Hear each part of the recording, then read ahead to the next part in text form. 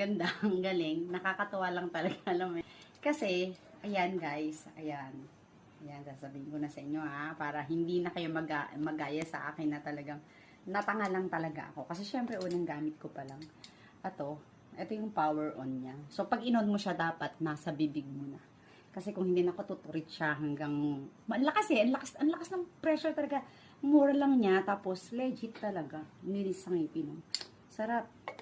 Actually, talagang maaano mo yung pressure na nalilinis talaga siya doon sa mga pagitan kasi mararamdaman mo na parang nangingilo yung ngipin. Yun, yung parang pumapasok talaga yung lamig dun sa ngipin mo, di ba? Alam mo yun, yung ang nakakaintindi lang sa akin yung mga naka-fixed braids talaga. So, meron siyang low. Yung low niya malakas na din eh, high. At saka yung, yan, yung pupulse mo siya, ganon. Pa-stop siya. Pero, sa low okay na din siya eh. Pero mas gusto ko dun sa high para mabilis. Yun, medyo messy lang talaga. So, kailangan talaga na sa wash area. Kasi kung like dito sa loob yan, nagkalat ako, nagbasa, so nagmap pa ako. Pero kasi, gusto nga kasing makita talaga yung ano, kung gaano kalakas. Gusto kong matry. Mura lang. Nasa yellow basket.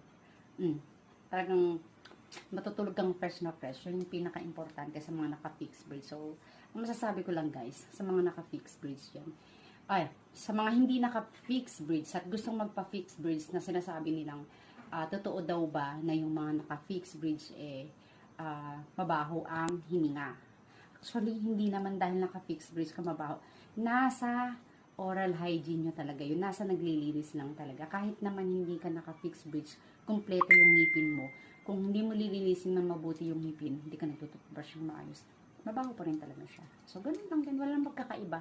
Ang pagkakaiba lang talaga is, hindi mo siya maipo-floss ng ordinary floss na ginagawa ng mga hindi naka-fixed braids nung naka-original na ngipin nila. So, kahit anong floss pwede.